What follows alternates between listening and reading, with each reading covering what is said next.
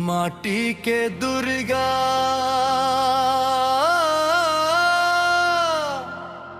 तोला बैठा रे ओ। माटी के दुर्गा तोला बैठा रे ओ।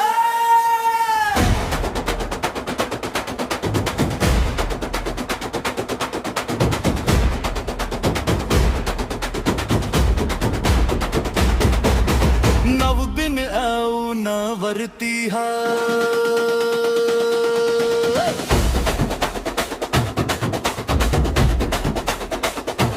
मैया तोर लाग पैया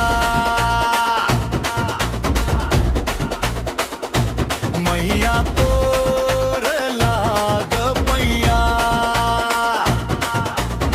माटी माटी मगड़ के माता कुमार हाथोला बनाए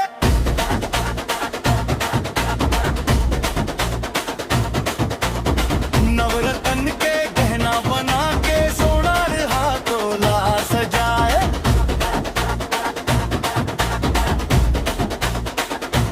कोष्ठ भैया लुगरा बाहिरा के कोष्ठ भैया लुगरा बाहिरा के ओढ़ाए ओढ़निया मैया तोर लागव पैया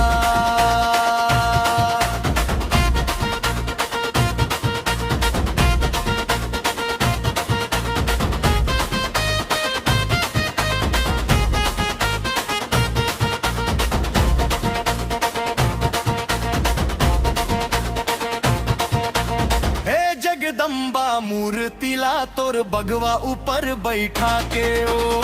जस लगाए से भगत मन लाने तोला पर घाटे ओ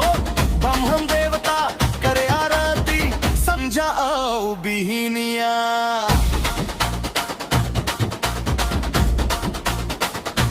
मैया तोर लागव पैया गौ माता के गोबर ले सुघर अंगना दुआर लिपाए ओ गहू किसान के चारों चारों फूट में चुक चुक चौक पुराए ओ चंदन काट के बढ़ाई भैया चंदन काट के बढ़ाई भैया मढ़ाए है पिड़हुलिया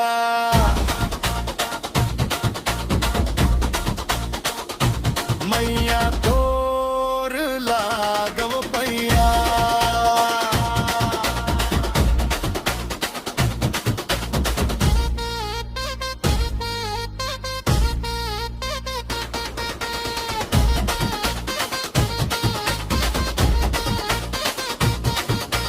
नर नारी मन पूजा करत है माता तोर चरण के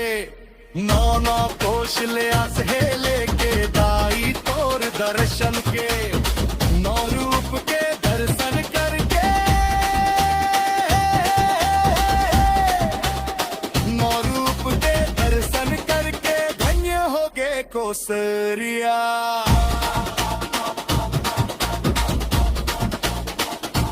मैया तोर लागव पैया